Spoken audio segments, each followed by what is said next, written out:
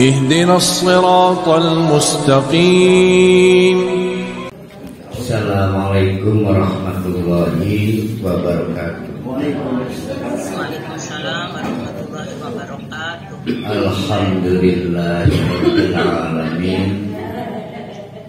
Nahmaduhu wa nasta'inuhu wa nastaghfiruh wa na'udzu billahi min syururi anfusina wa min sayyiati a'malina.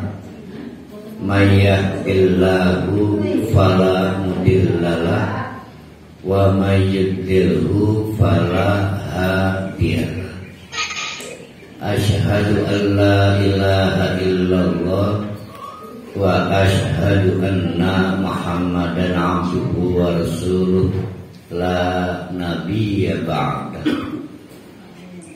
Kita insyaallah akan meneruskan kajian surah An-Nahl. Terakhir kita membahas dengan latar kisah yang dialami oleh satu keluarga besar Yasir. Yasir ayahnya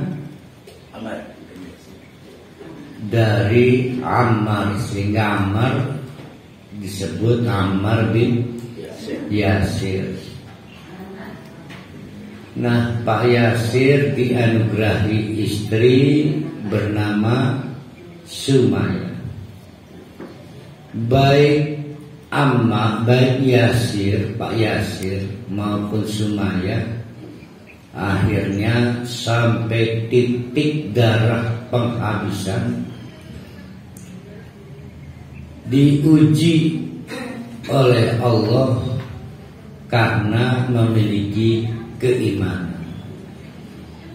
Nah, ini poinnya bapak-bapak ibu-ibu.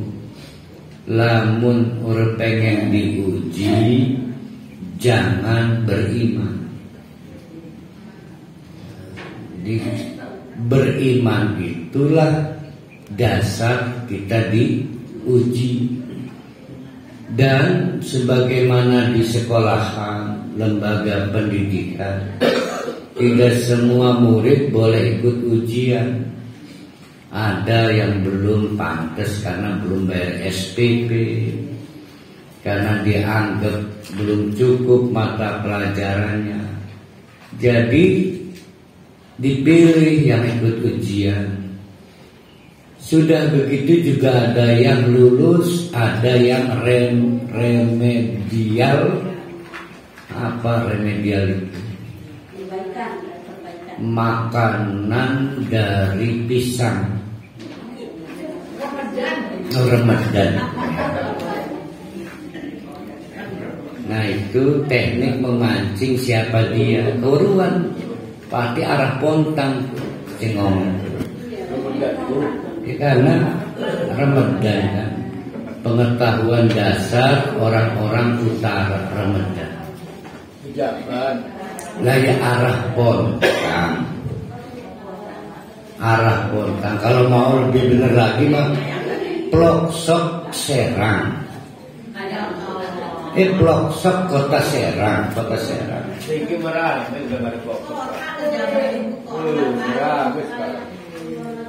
Iya, kalau dihitung dari alun-alun Kota Serang, Ploksok itu pejabat. Ih, betul jadi alun-alun. Jadi udah ada desa lagi. Alhamdulillah ada Ayahanda Hamsin Sarbini dari Jogja. Ya. Jadi kita ulangi, kenapa ada ujian? Karena kita punya iman. Nah, dalam kasus keluarga Yasir bersama istri dan anaknya bernama Ammar, akhirnya terpetakan. Yasir, Pak Yasir dan istrinya lulus. tidak pernah meralat keimanannya dan tidak pernah pura-pura kafir. Ya, tidak pernah meralat keimanannya, tidak pernah pura-pura kafir.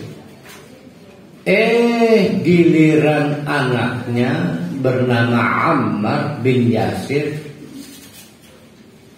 mungkin karena belajar dari orang tuanya ada trauma, maka terjadilah kasus yang akan kita bicarakan sisa kelompok ayatnya pagi hari ini, bahwa Ammar dan Yasir dinyatakan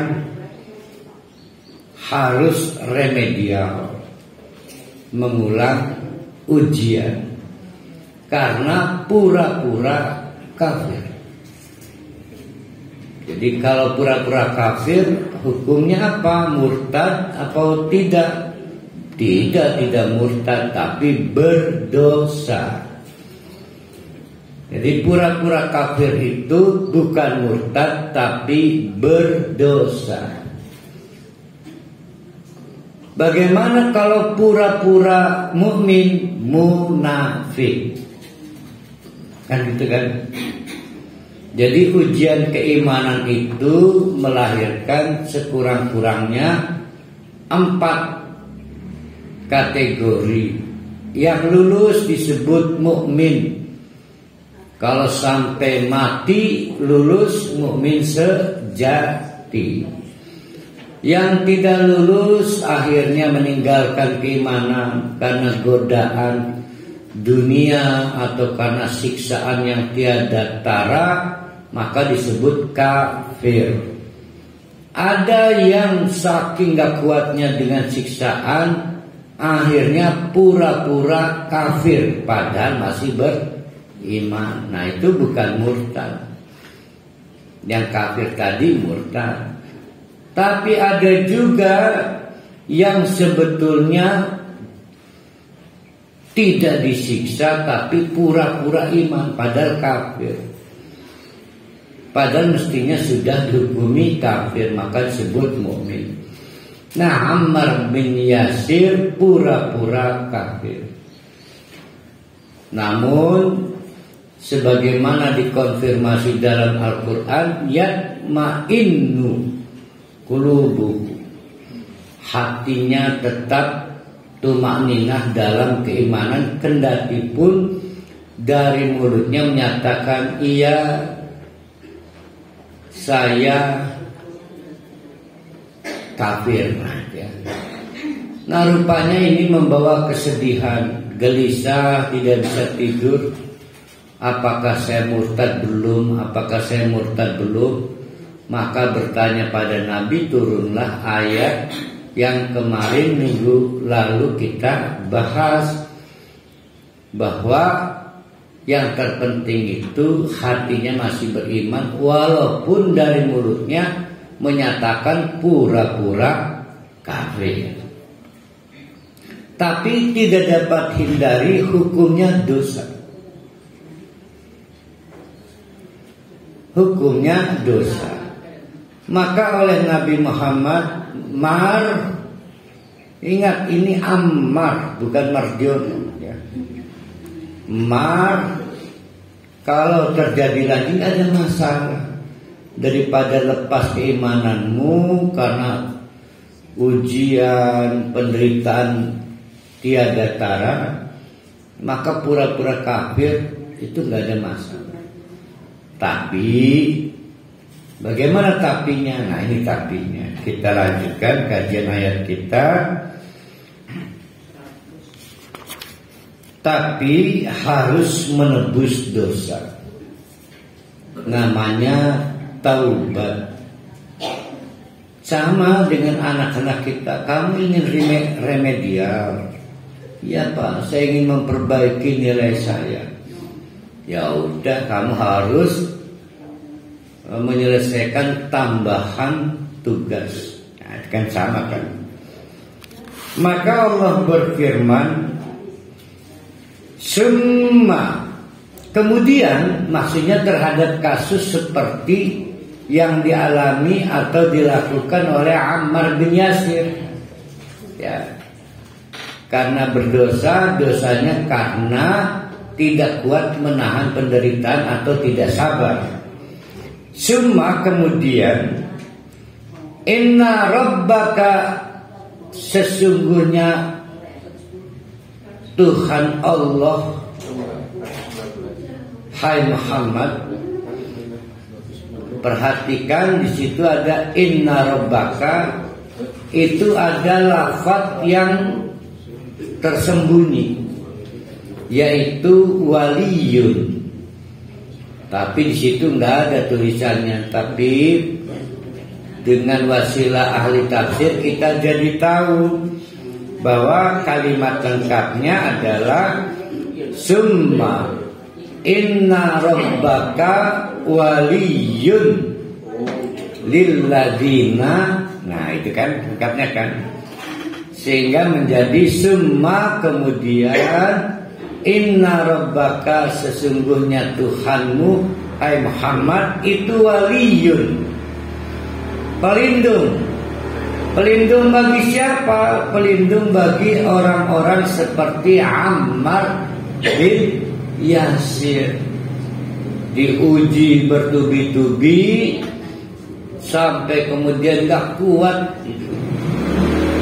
kecuali dengan jalan pura-pura kafir, maka berakhirlah penderitaan.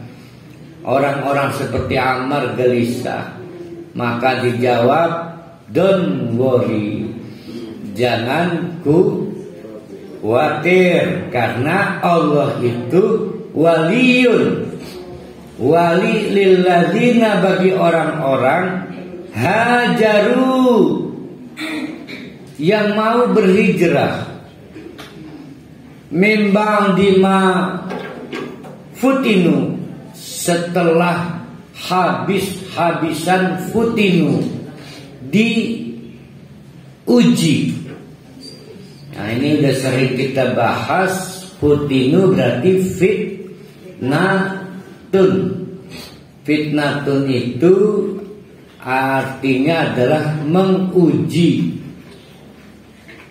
Kalau pandai emas melakukan pembakaran berkali-kali, dibakar lagi, sampai diketemukan berapa karat ini emas, diuji berapa karatnya. Nah, Ammar juga diuji seberapa tingkat keimanannya. Nah, peristiwanya disebut fitnatun. Sayang diresap oleh bahasa kita menjadi keliru. Parohali difitnah, katanya punya pesawat terbang. Berarti kabar bohong. Kok bisa-bisanya ya bikin hoax bahwa Parohali punya pesawat terbang. Tapi ya kayak gini bohong itu. Yang benernya apa kok? Pesawat radio bukan.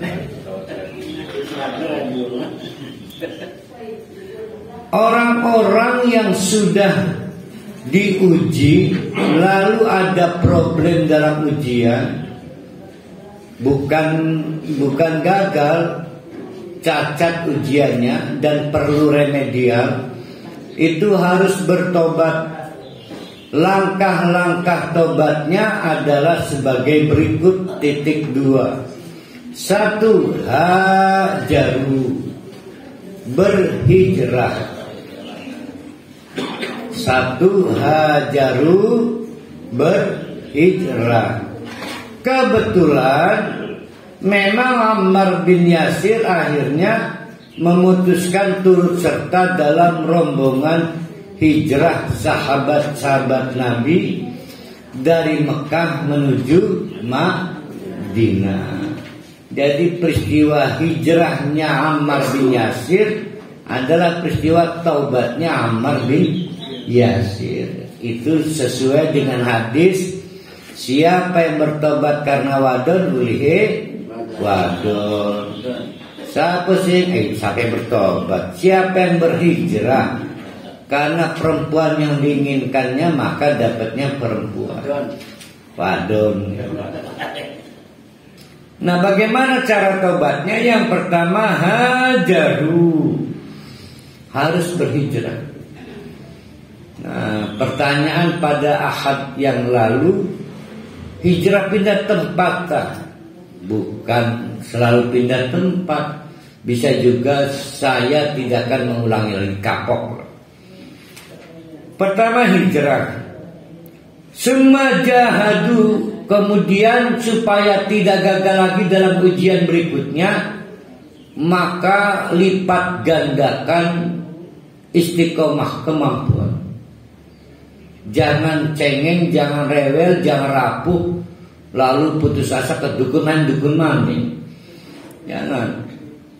Nah, sebagaimana Ammar bin Yasir dengan penuh kesungguhan mengambil resiko dengan tekanan trauma apa yang dialami ayahnya Pak Ammar, ayahnya Pak Yasir dan ibunya Bu Sumayyah. Wasobaru, jangan gagal lagi.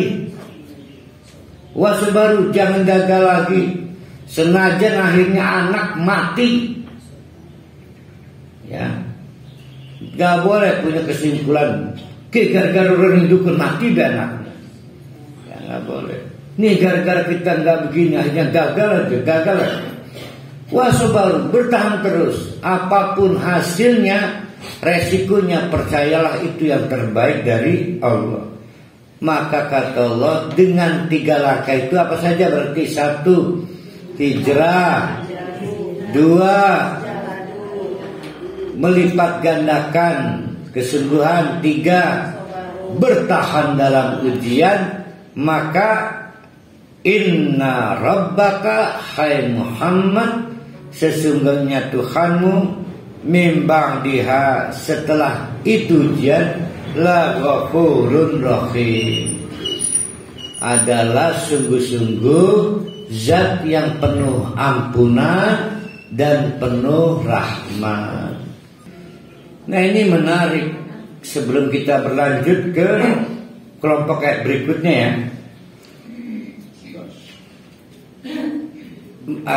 Masih sadar ngegantung ya. Saya di suatu hutan terpaksa harus makan makanan haram, babi misalnya. Karena tidak ada lagi yang bisa saya makan. Tapi babi beduk lah, bahasa Indonesia. Nah, kendati pun babi alas celeng ya, tetap baik haram.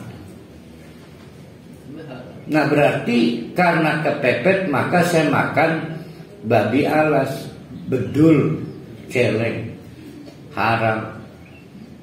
Sama enggak yang dilakukan saya dengan yang dilakukan oleh Ammar bin Yasir? Sama, kepepet kan. Nah, kepepet itu dosa enggak? Tidak dosa. Yang dosanya adalah tidak mau bersabar mempertahankan keimanan. Kan hukumnya mubah makan babi kepepet. Hukum fikihnya mubah kan. Jadi berdosanya kenapa? Ayo, dosanya kenapa? Saya kok jadi bimbang, Ustaz. Keterangan itu dia sudah dimaafkan Allah, kok masih berdosa lagi? Ini lagi menceritakan kenapa Yasir dan Simanar disebut berdosa. Wasobiru, sabar itu perintah Allah bukan? Nah, tidak melaksanakan perintah sabar berdosa enggak? Sabar. Tapi makan babi kepepet dosa enggak? Tidak menahan lapar, Pak. Nah, tidak dosanya Pak Hamsin bukan karena tidak menahan lapar. Kalau tidak makan berakibat mati maka dijawab terpaksa makan babi. Maka tidak dosa makan babi kalau kepepet. Yang dosanya tidak bersabar. Bila sabar mati gak? Memang resiko sabar mati. Status hukumnya tetap haram, tetapi tidak dosa. Oh iya, kalau babinya mah haram. Makan babi ketika kepepet itu dosa enggak? Tidak dosa. Kalau tidak makan mati enggak? Mungkin mati. Maka harus makan walaupun babi. Kalau bersabar mempertahankan keimanan daripada makan babi, mendingan bersabar. Akhirnya mati, dosa enggak? Enggak. Nah, jadi tidak bersabar itu ada dosanya. Maka harus bertaubat. Bagaimana cara taubatnya? 1, hijrah. Aja diulang mani kempon. Hijrah perilaku.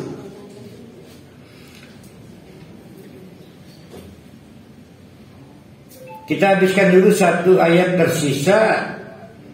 Kapan kita diampuni Allah atas taubat kita? Ini penting dijawab ya. Karena selalu saja pertanyaannya berulang-ulang, Ustaz, saya sudah taubat, diampuni belum ya?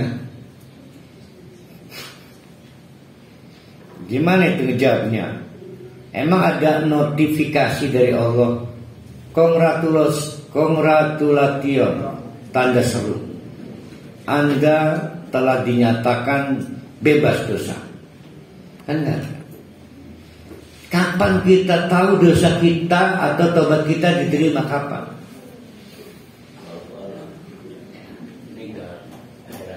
Nah, jawabannya yauma, yaitu nanti kita tahu pada hari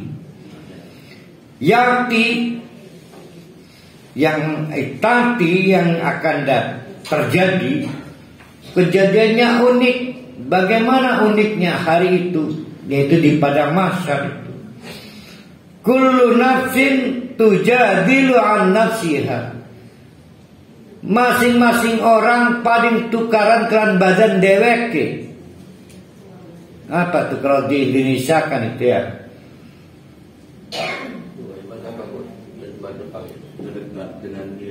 Iya, mengilustrasikannya gimana nih ya? Saya bahasa pesantren ini ya. Saya ini mati, yang saya tinggal apa? Jasad. Ruh saya meneruskan. Pada saat ruh saya maqama rabbih, berhadapan dengan Allah di sidang manar duduk, maka saya dapat jasad lagi. Pasti senajan si manar berusaha meles pada Allah, Allah saya enggak ngerasa begitu kok. Maka jere jasadku, jere ruh ya, bisa jangan bohong kan? Jadi tukaran dewek. Jasad dan ruh primer. Ampun ya, kita di tangan kompak ruh kita. Saya punya kaki nanti gak kompak dengan ruh saya, maka disebut tujadilu, tukar-tukaran, berbantah-bantahan. Tidak kompak, nggak beneles, nggak kompak. Paham ya? Nah, ilustrasinya kayak begitu. Gimana bisa kita tekan kontrak sekarang nih? Tangan menggulang menghadapi Allah, kompak ya? Ya kompak kalau yang bohong kan? Ternyata nggak bisa. Tujadilu, yakin miasa makan. Biasa makan itu disebabkan biasa makan. Ya kebiasa berganti kita dimana. Makanya bahasa Indonesia itu kata Pak Anies Baswedan baru terkumpul di KBBI itu 36.000 kata. Lawan bahasa Arab sebanyak 12 12,7 juta. Bahasa Inggris 6.200.000. Paling banyak katanya bahasa Arab 12.700.000. Maka kata Pak Anies Baswedan, jalan keluarnya maka bahasa daerah harus diserap ke bahasa Indonesia. Contoh lembedang. Nah, bahasa Indonesia ini kan maka lembedang aja disebutnya, daftarkan ke Badan Pengumpulan Kata. Sebab lamun dia kan cecowak pada tembok kan udah ganti. Pedaringan, bereotan, yaitu membawa kabel karung yang sangat banyak pada kanan dari kedawan. Bereotan aja. Apa maning kok? Nah, kayak cawe-cawe. Nah, sebentar ini pasti masuk bahasa Indonesia. Cawe-cawe itu turut campur. Itu bahasa Jawa. Nah, begitu juga bahasa Sumatera Barat, Padang. Nah, itu kata Pak Anies Baswedan.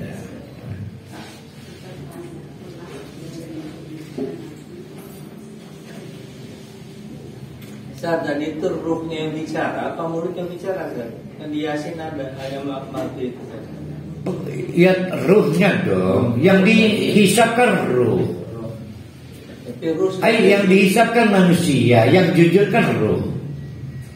Kan menyatu lagi jasad kita.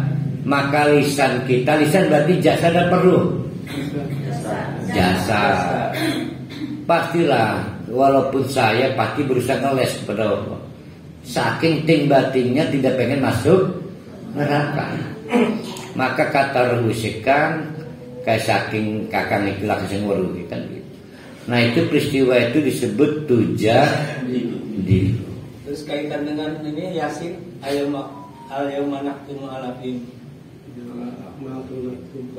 Ya, pada hari itu akhirnya mulut dikunci. Ini lagu Taufik Ismail dinyanyikan oleh Krisya.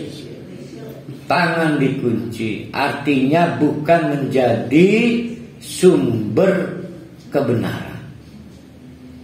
Sumber kebenaran itu ruh. Karena mulut sekesedih dewek ngomong, tidak berdasarkan keinginan kita. Tangan bersaksi seksedewek, tidak berdasarkan keinginan kita. Jadi sumber kebenaran itu akhirnya bukan mulut, bukan apa yang kita sampaikan, tapi pelakunya pada waktu di dunia. Takbir pakai mulut apa pakai tangan? Mulut. Iya. Oh iya benar ya. Mulut. Iya. Iya benar. Nah, kita selesaikan dikit lagi. Waktu wafa, memang pada hari itu dipenuhilah. Maka wafat itu artinya sudah penuh. Apa yang penuh? Waktu, jatah rezeki, kesempatan untuk bertobat udah habis waktunya. Peristiwanya disebut wafat. Wafat itu artinya sudah cukup. Waktu wafat maka dipenuhilah, dan sudah dipenuhi, dan akan dipenuhi kullu nafsin ma'amilat, semua amalan di dunia. Jangan khawatir, wahum la yudlamun, tidak akan pernah dikriminalisasi. Jangan khawatir. Kalau dosanya senilai 100, nggak akan dibikin seolah jadi 200. Apalagi dicari celah-celahnya. Gagal dengan pasal menghina, akhirnya dicarikan akhirnya pasal hoax misalnya. Insyaallah la yudlamun, tidak akan dikriminalisasi. Nah, itu kita akan masuk ke paragraf atau kelompok ayat baru, tapi tetap memiliki kaitan. Apa kaitannya? Bapak-bapak, ibu-ibu, kita ulang lagi. Kalau hidup tidak pengen diuji oleh Allah, jangan punya iman. Ya.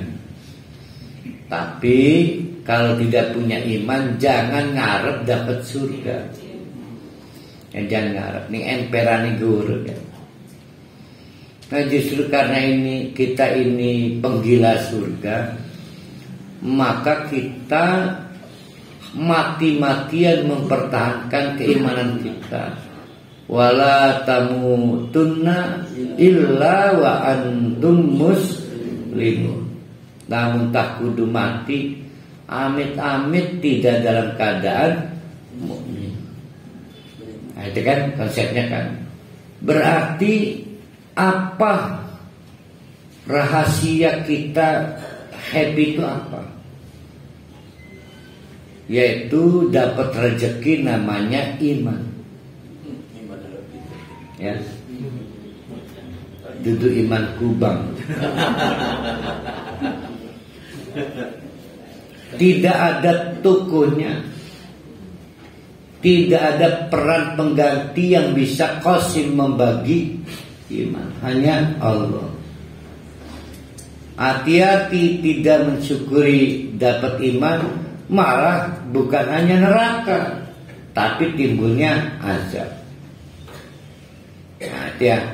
Nah, gejala-gejala tidak mensyukuri keimanan itu banyak. Gejala-gejala.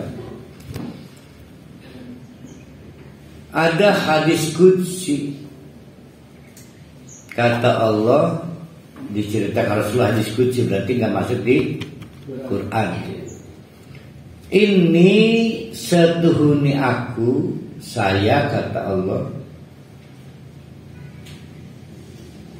wan nasi, dan di antara manusia, wal jinni, dan di antara kalangan jin, itu bin naba'il adi, ada peristiwa yang agung besar, perlu diviralkan dan sangat diviralkan.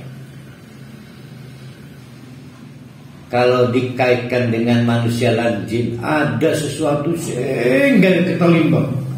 Apa itu?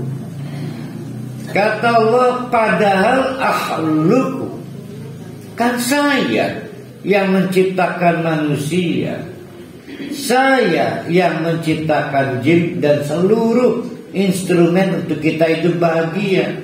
Tapi anehnya, wa ya'budu ghairi, sing disembah selain saya. Itu satu ya.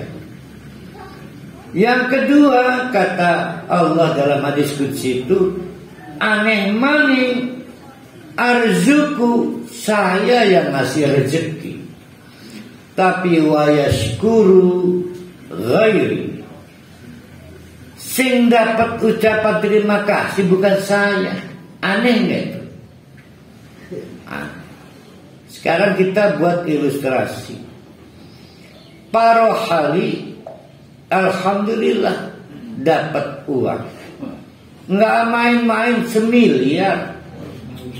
Bukan 1 miliar, semiliar. Bukan 1 miliar, bu 9 miliar kempira ya. Makanan uang pontan uang 9 miliar. 1 miliar dari Pak Haji Rusti. Bukan 1 miliar, semiliar.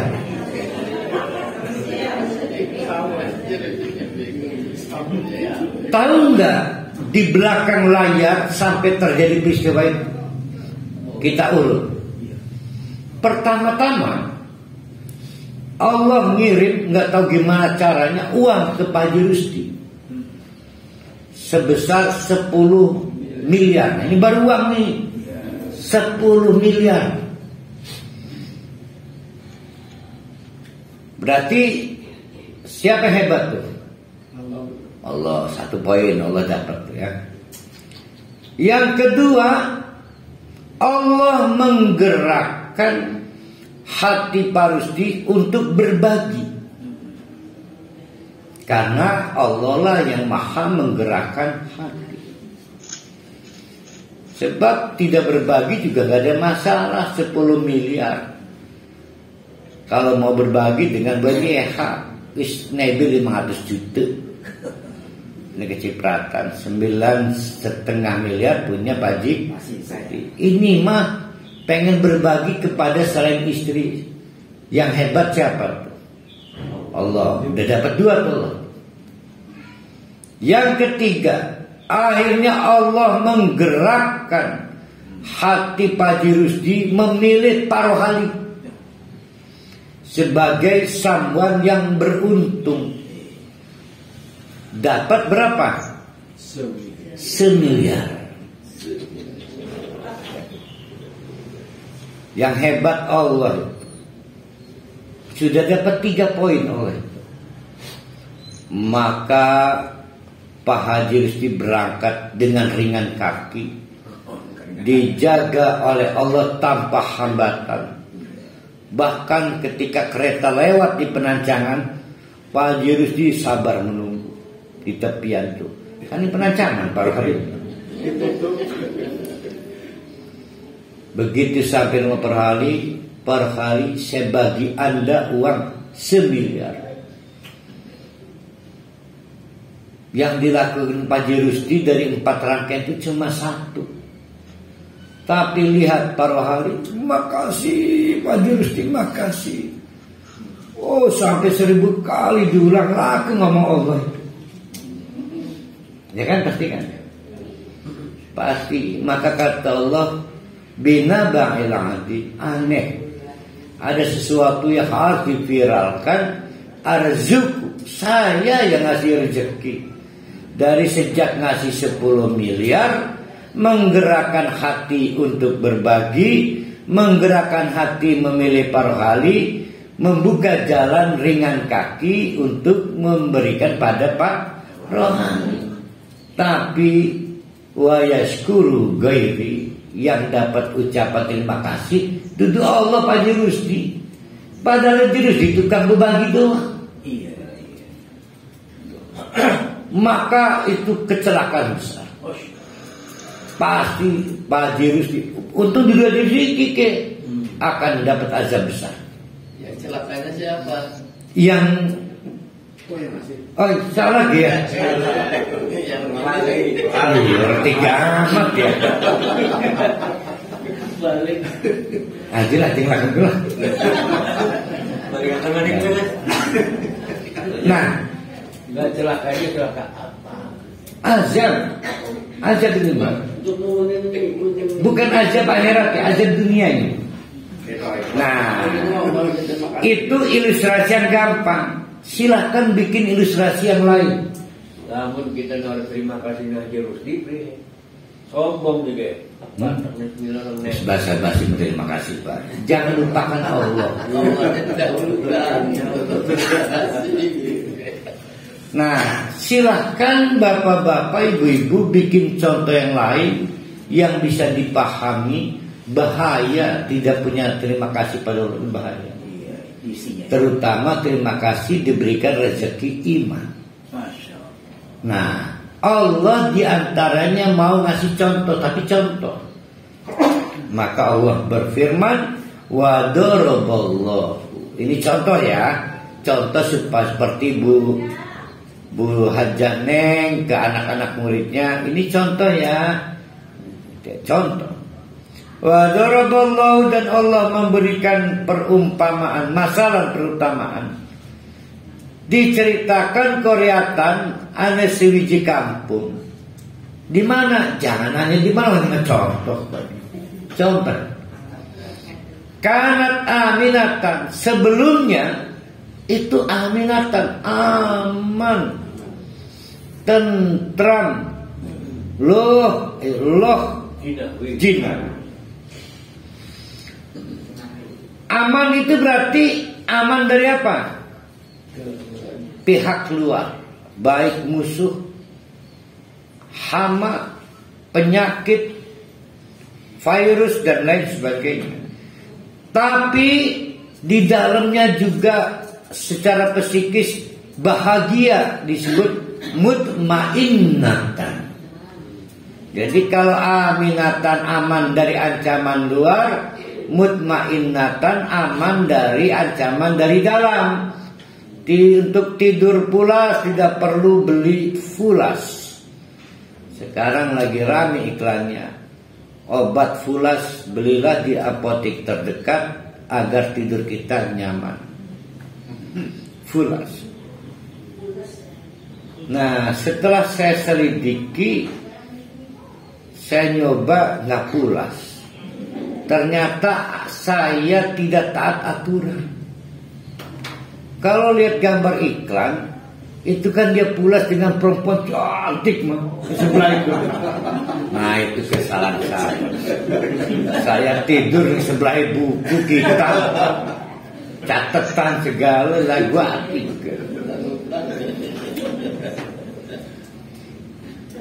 Yang tiaha rizkuha, bahkan perhatikan luar biasa hebatnya ini desa, kampung, kota. Yang tiaha rizkuha, rizkinya mendatangi sendiri, bukan dicari. Berarti apa itu? Banyak investasi dari luar, PMA. Begitu banyak PMA, penanaman modal asing. Berarti gemah riba lojinawi. Karena rezekinya datang, bukan kita jemput, bukan kita cari. Investor berebut pengen menanamkan uangnya ke daerah itu. Rogodan berlimpah ruah, berarti surplus modal. Ragadan melimpah ruah min kulli makanin, dari berbagai benua. Ada penanaman modal asing dari Eropa, Timur Tengah, Amerika Selatan, Amerika Latin, Asia, min kulli makanin. Oh, Allah Akbarnya. Sayang disayang, fakafarat bi'an aumillah, warganya kufur nikmah.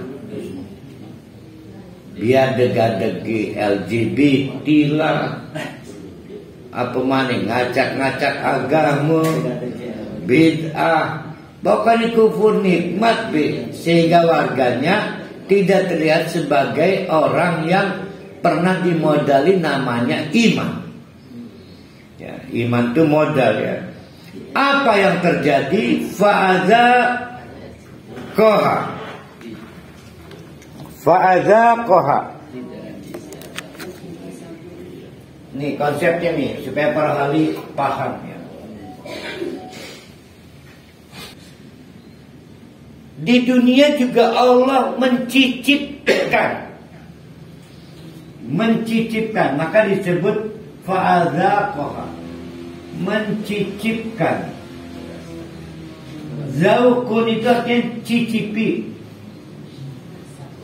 Nyicip itu akhirnya orang kok. Mungkin seper berapa lah, desimal segala ya. Benar, kita nyebutnya azab. Termasuk ditangkap KPK itu kan azabun muhin, adab yang mempermalukan, menghinakan. Ternyata setelah udah semiliar, mendadak gula naik. Niatnya beli durian nggak kesampaian. Dan tiba-tiba sudun budi, sudun bisul. Padahal mobil Fortune warna putih baru serok, nggak bisa lagi duduk menikmati mobil. Karena sudut. Jadi sisa berapa itu uang semiliarnya itu dengan Fortune itu? Fortune 300. 300. Sudah pesan travel untuk paket jalan-jalan ke Hong Kong dan sebagainya. Asam urat kumat. Uang sisa 10 juta. Akhirnya minta berobat ke BPJ ini, ke rumah sakit. Ternyata 6 bulan belum bayar. maka kudu bayar tunggakan BPJS plus denda.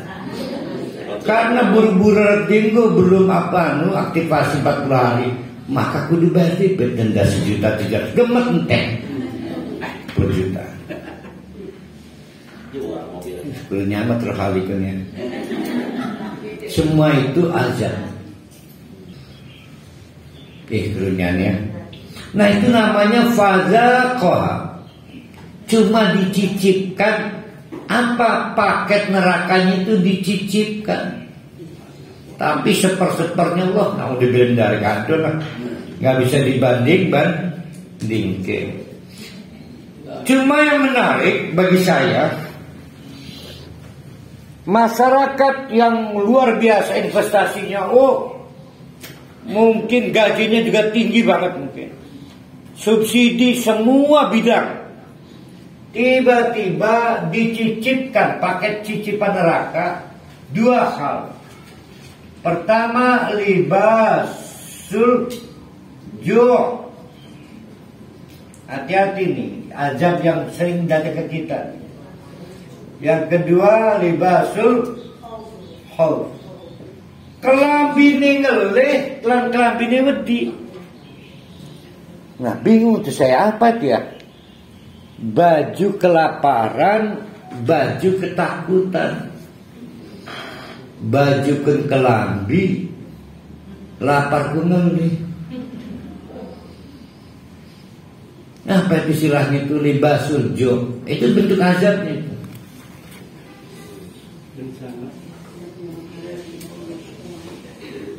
Nih buat kaum ibu nih, paling sering menipu kaum ibu. Gali tekuru setanting, kedeleng setanting nih. Kelambi ini jubah, ketutup kelambi. Kan jubah gede kan. Pinter ibu-ibu mah. Lagi giliran kuru, gue jubah. Lagi giliran seksi, gue kelambi ketat. Tapi sehebat-hebatnya melompat, tupai akan jatuh juga. Sepandai-pandainya tupai. Iku mah pribadi, ini mah saya ngomong beda. Pas melakukan beberapa tindakan, baju jubahnya membentuk sampai kibai katon. Tulang-tulangnya saking kurunya. Ya Allah, gali tawang kuru, kayaknya setanting. Dari bajunya terlihat orang itu sangat lapar. Disebut libasul ju'. Jadi saking kurunya tidak bisa ditutupi lagi baju apapun. Ada kan gitu. Sama dengan obesitas.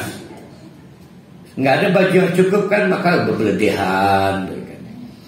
Obesitas, maka tidak disebut libasul kegemukan. Ini malah libasul ju'. Orang sudah tidak bisa berpakaian lagi karena terlihat laparnya.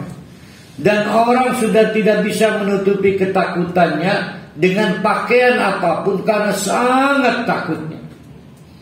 Maka disebut libasul khauf.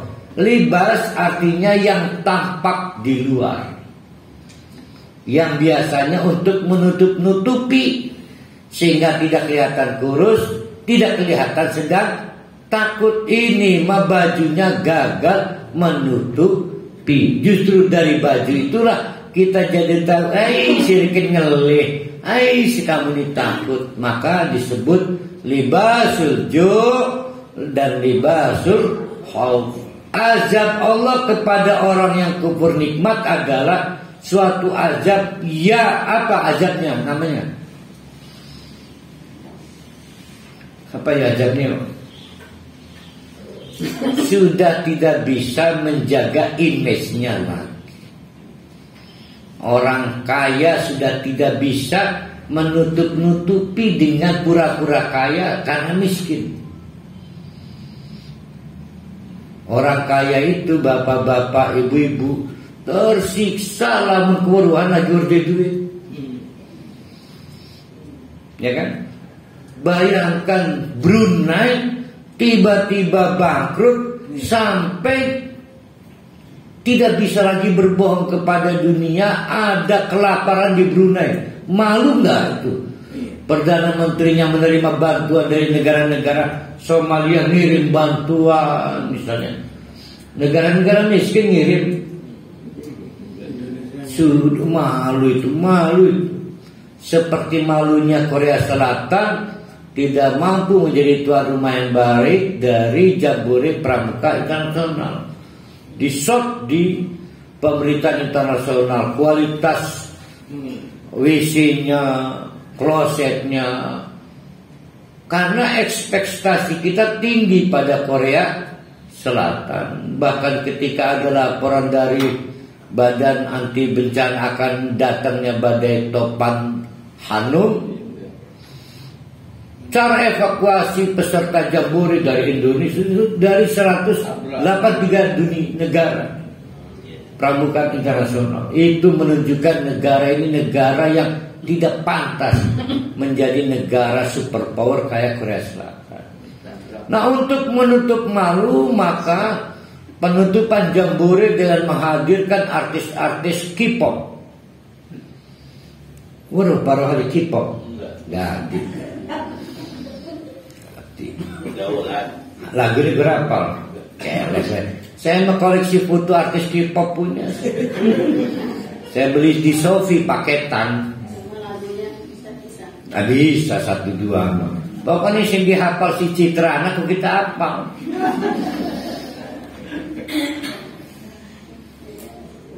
K-pop itu artis Korea pop. K-pop. Ini kalau ada Pak Karno, itu diharamkan ini pakai K-pop nih ya. Zaman Presiden Soekarno, karena zaman Presiden Soeharto saja lagu-lagu Seneta Betaria, bukan Abimesah ya. Betaria kan pernah diharamkan karena dianggap membuat lamban kinerja, cengeng. Harus banyak membaca perkali itu. Nah, itu namanya konsepnya fadzaqahallah libasal ju' wal khaufi bimakan yasnaun, karena kelakuan badani dewek yaitu tidak mensyukuri nikmat-nikmat Allah. Saya mau nanya lagi ke ayat 112. Perhatikan, kok usah 12, 111. Yang an'umillah yang mana ini? Fakafarat ya. Fakafarat bi an'umillah. Maka dia menolak kafir, kufur nikmat terhadap nikmat Allah. Pertanyaannya, iyakah sekabeh nikmat harus disyukuri? Kalau tidak, maka turun aja. Walaupun pelaku bid'ah pun termasuk. Ya termasuklah. Namanya tidak mensyukuri ilmu Ustaz. Nah, penjelasan pertanyaan tadi saya tadi begini. Walaupun cuma berhasil mensyukuri satu saja kenikmatan, maka batalah azab. Dapat 1000 kenikmatan, satu saja coba syukuri, insyaallah azab libasul ju' dan libasul khauf batal turun. Contohnya. Nah, jadi bisa makan bagus bersyukuri. Alhamdulillah ya. Pernah dengar kisah seorang raja kelangan telunjuk? Pernah kan? Nah, benar tuh. Ada raja pengen berburu, maka dengan pengawalan penuh berangkat ke hutan, dan raja itu sendiri khusus ada dalam kereta raja. Ada accident, kejadian yang tidak terduga. Si raja masih memegang bagian dinding pintu itu. Si pengawalnya nutup lawang kereta dengan rosa. Maka terjadilah kecelakaan, telunjuknya putus. Marah, murka, maka dipecatlah pengawal itu. Maka pengawal itu pulang pada istrinya, "Mah, ayah dipecat dari pengawal itu." Istrinya istri yang baik dan solehah berusaha menghibur, "Tenanglah suamiku, rezeki di tangan Allah." Nah, di suatu hari karena berburu ini kegemarannya, raja yang sudah kehilangan telunjuk, karena telunjuk ini untuk menunjukkan kekuasaannya, bisa nuding. Itu berburu lagi, apes man, kehilangan arah, kesasar, acak-acakan, yang menyebabkan raja bersama 3 pengawalnya disandra oleh suatu suku kanibal yang gemar memakan daging manusia. Maka diumumkan, "Dulur-dulur, kita ucapkan terima kasih pada dewa. Hari ini kita dapat santapan lezat 4 manusia." Maka ritual diselenggarakan, yang akan disembelih diperiksa, bersorak 1 daging, 1 manusia, sukses disembelih. Yang kedua sukses, tidak ada cacat, tidak ada pelitak, tidak ada apa-apa. Yang 3, giliran yang keempat, stop.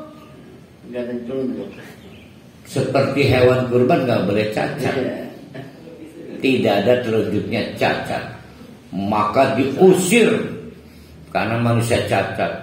Raja baru sadar, maka sebelum sampai pada istananya, dia cari rumah si pengawal yang sudah dipecat itu.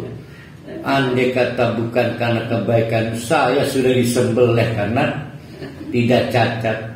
Saya terima kasih kamu telah membuat saya cacat. Maka kata si pengawal itu, justru saya terima kasih ke Bapak. Coba kalau saya nggak dipecat, milu disembelih kayak kita. Ya kan? Sama bersyukur. Iya. Kemedongeng. Tapi bagus dong juga. Bisa. Sedang diterjemahkan yang bahasa Jawa Banten. Walaqad ja'ahum, dan andeka, dan sungguh-sungguh. Masih kembali ke desa yang makmur, lemah, gemah, ripah, loh, jinali tadi.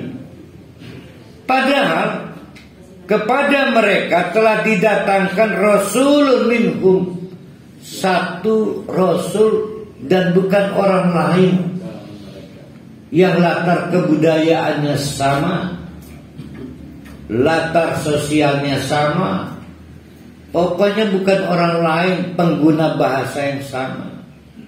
Mestinya lebih cepat diterima nasihatnya.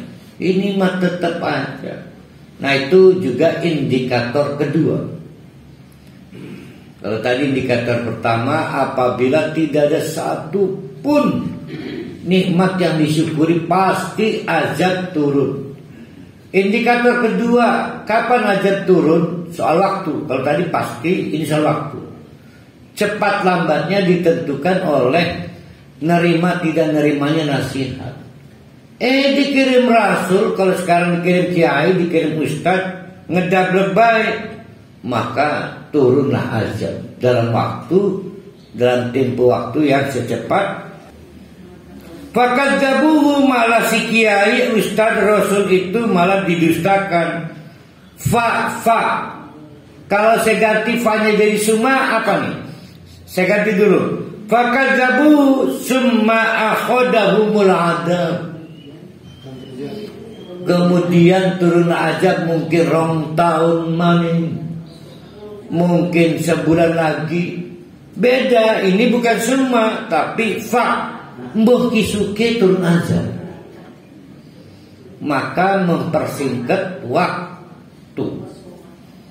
Nah, kita ulangi urut-urutannya.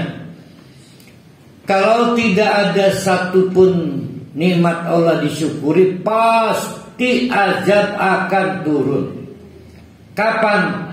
Entah, tidak ada yang tahu. Akhirnya ada yang menegur, memberi nasihat. Apakah itu Rasul, Kiai, Ustaz, anak pada orang tuanya, suami pada istrinya. Usia aja ngomong, kali saking bayar pengen mobil, pengen segala gitu ya. Maka jawabannya azab tadi insya Allah segera terjadi. Paham ya urut-urutannya? Jadi kalau pengen menyegerakan azab, cari kiai di ceramah diusir kiai ini.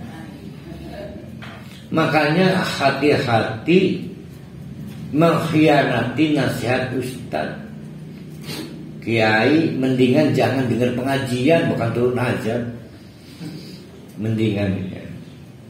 Coba mendengar pengajian tapi dikhianati, maka azab menjadi segera turun. Bagaimana kalau keadaan kita lapar karena libasul jo, libasul khawf, maka dia oleh Allah fakulu katuran makan mimma razaqakumullah, tapi jangan kayak orang kufur nikmat makan semangan nih. Ada aturan main, pilih yang halalan lehal, thayyiban berkualitas. Maka lehal membutuhkan sertifikasi namanya halal. Thayyiban butuh juga pengakuan tentang kandungan gizi, apakah itu layak edar, izin dagang dan lain sebagainya. Itu mencakup thayyiban. Washkuru ni'matallah. Nah, ini mau saya tanyakan. Kalau sudah bisa makan, sudah bisa minum, ada yang dimakan, ada yang diminum, jangan lupa washkuru ni'matallah. Apa beda kalimat washkuru ni'matallah dengan apabila saya ganti menjadi washkurullah? Mana yang lebih sering didengar kalimatnya? Washkurullah. Nah, tiba-tiba ini ayat berapa nah kali ini? Ini sekarang ada ayat berapa ini? Di 113 ada yang saya tergelitik unik. Termasuk lazim ini. Ada tambahan Ibu Ni'mah. Apa beda antara washkuru ni'matallah dengan washkurullah? Ayo Bu Hajah nenek sulit Bu Hunena mana ini? Oh, gaibah. Kalau washkurullah secara global semua nikmat Allah. Tapi kalau nikmat Allah berarti taksis nikmat yang ditujukan itu yang tadi makan tadi. Ya, artinya objek bendanya ada ya. Ya. Mau dibantah Bu Haja Romlah enggak? Bu Romlah. Sohor amat kayak penilai baik. Seolah-olah jadi beromlah bagus, ini jawabannya bagus. Jadi penilainya. Kalau washkurullah itu memang mensyukuri karena Allahnya. Peduli amat. Bentuknya apa enggak jadi acuan. Tapi kalau yang dimaksud washkuru nikmat Allah menjadi kalimatnya begini. andai kamu tidak mampu mensyukuri iman kamu, maka syukuri tangan kamu masih bisa bergerak, mata kamu masih bisa berkedip, maka disebut washkuru ni'matallah.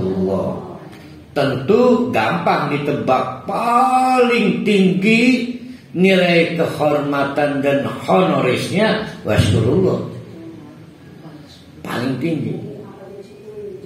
Tapi sebetulnya ada objeknya. Apa objeknya? Iman tadi.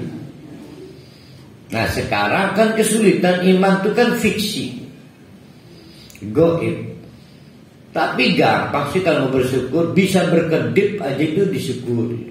Nah itu disebut washkuru ni'matallah. Sehingga kalimatnya saya ulang menjadi, andai kamu tidak mampu mensyukuri hal-hal yang gaibah, contoh iman, perasaan senang, bahagia, tidak sedih, ya syukuri nikmat-nikmat yang bisa kamu lihat, kamu sentuh, kamu raba.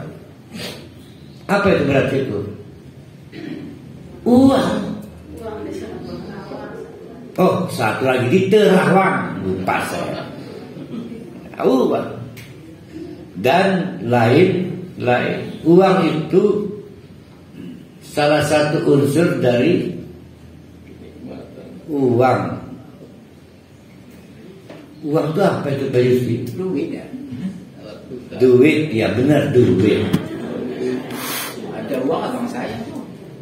Duit itu doa, usaha, iman, takwa. Masya Allah. Duit. Pasti kok ngirimi Agus pantun maning. Duit dari duit. Usaha. Jadi doa, usaha, iman, takwa. Duit.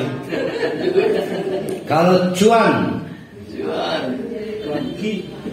awas artinya. Sok ke kontak. Cuan ya, awas ya. Bukan ya. Bukan duit. Ya Allah, Bu Nengnya Tienda nggak ada suaranya, kemana? Pantesan. Ini ada anaknya Bu Yayuk ya. Alhamdulillah, pantes. Bukan saya semangat, pantesan. In kuntum iyyahu ta'budu. Nah, ini potongan ayat terakhirnya menyentuh hati bagi saya. Sulit Ahmad pengen ibadah, gampang ibadah itu. Bersyukur itu ibadah terbaik. Itu maksudnya. In kuntum iyyahu ta'budun. Itu satu poinnya. Kalau kita baca tafsir, maaf, misal Sa'rawi, tidak ada ibadah tanpa syukur.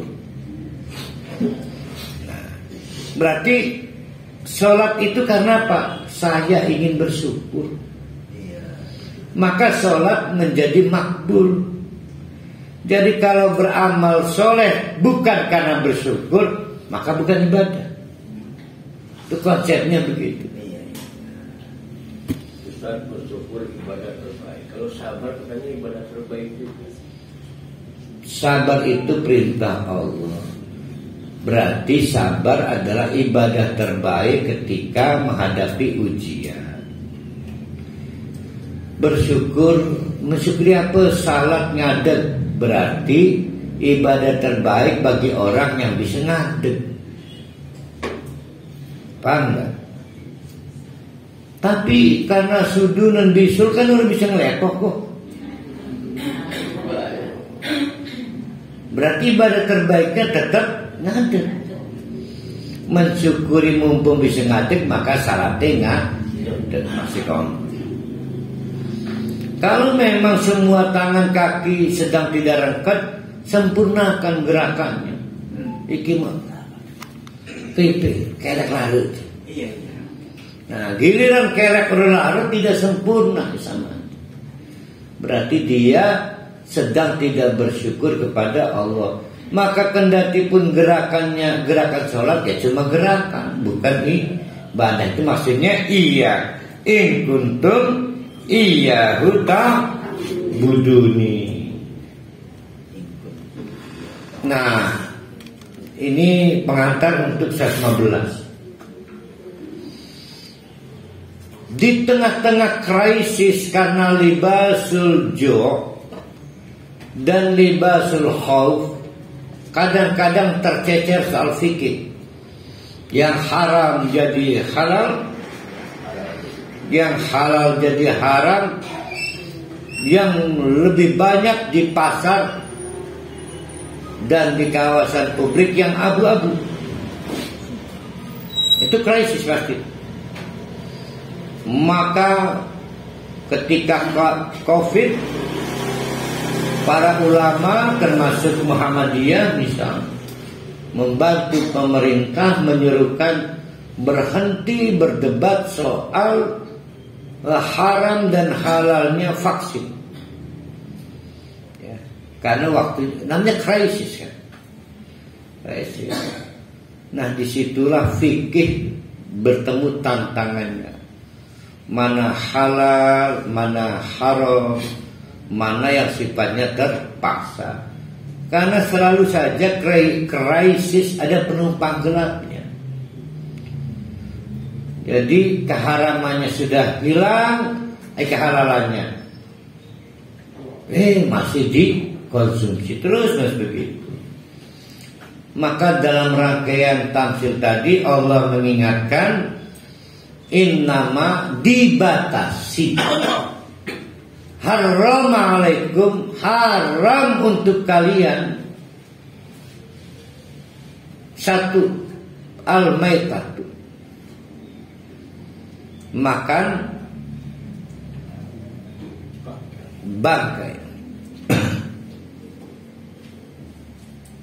Berarti bukan daging konsumsi. Wadama dan turunan produk berupa darah beku. Walahmal khinjir, ingat lahmal khinjir. Ini lebih hebat, bukan bicara babi haram. Karena babi itu sesuatu yang masih hidup. Ini mah daging kemasan babinya haram. Ya. Berarti babinya haram enggak? Tidak. Babi urip haram urip. Babi urip. Itu ge. Babi urip tuh haram. Begitu dipotong mau dikonsumsi, tidak dikonsumsi, maka tidak. Karena tidak dipotong suatu binatang kecuali untuk konsumsi, maka beberapa ulama menganggap najis. Bukan menyentuh babi urip, bukan. Menyentuh daging babi. Nah, itu yang disebut dengan walahmal khinzir, daging babi. Maksudnya daging konsumsi.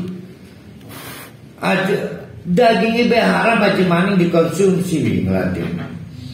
Wa ma uhilla dan sekabeh komoditas konsumsi yang disembelihnya li ghairillah, tidak memakai prosedur syar'i. Tidak memakai prosedur syar'i. Li ghairillah itu apa artinya tuh? Kalau mau letterlek nyebutnya bukan nama Allah dengan ini bismi robek aku sembelih. Itu kalau letterlek. Tapi lebih luas tidak memakai prosedur syar'i. Karena ada tantangan lain, prosedur medis lebih higienis loh. Di negara-negara yang maaf tidak berbasis halal thayyibat, secara tanggung jawab medis lebih medis. di RPH-nya, rumah potong hewannya. Nah ini nggak bicara itu, bicara prosedur penyembelihan. Famaniturro, kalau kasusnya desa tadi yang tiba-tiba bangkrut, krisis, masyarakatnya mengalami kelaparan yang sudah tidak bisa ditutup-tutupi, kriminal sudah di mana-mana, orang saling merampok, membegal, berebut makanan, maka ketakutan demi ketakutan menyandra dan tidak bisa ditutupi lagi. Maka bagaimana itu hukumnya? Maka Allah menjelaskan, famaniturra, maka siapapun dalam situasi krisis, ghairu bagin, ingat hanya sekedar supaya memenuhi aspek-aspek fundamen. Berarti karena lapar supaya tidak lapar lagi. Kalau sampai kenyang, haram nggak? Haramnya di mana? Nih, sangat lapar sehingga ke ototnya saja sudah nggak kencang, ngangkat tangan udah nggak bisa ngemblek. Maka kata dokter, makan sampai mampu mengembalikan tenaganya. Dengan tenaga itu bisa ngangkat pendil, panci, kenceng, sehingga bisa melaku. Bukan sampai kenyang. Haramnya di mana? Kalau kekenyangan. Ya. Jadi tidak seluruh makanan haram. Haramnya setelah orang ngelik kekenyangan. Tuh ya, tidak berlebihan, wala adin, dan tidak melampaui batas. Ayo melampaui batas apa?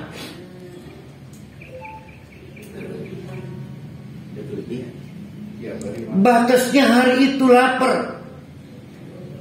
Ustaz, ini cadangan makanan, saya punya kulkas freezer. Haram. Namanya melampaui batas. Jadi stokis itu haram, stokis barang haramnya. Paham nggak? Saya lapar, ke pasar saya makan lahmal khinzir, terpaksa makan bangkai. Udah saat itu aja.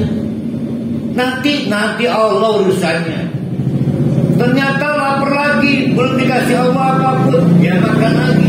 Kan di situ aja. Nggak boleh ada adil melampaui batas. Stok Ustaz, stok daging anjing.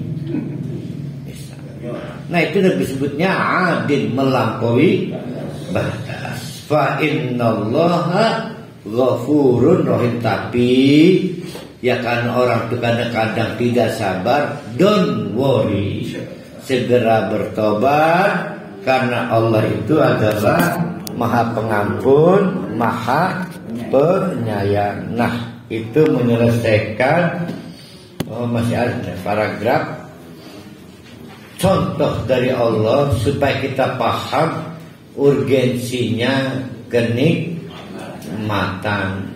Bapak-bapak, ibu-ibu, nikmat yang diberikan Allah pada kita, kalau kita mau jujur, gak nikmat lagi. Kalau kita dibayang-bayangi ancaman azab.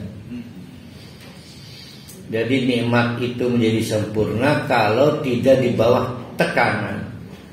Maka sebenarnya sederhana. Bagaimana cara menikmati nikmat Allah? Gimana caranya? Ya caranya syukuri.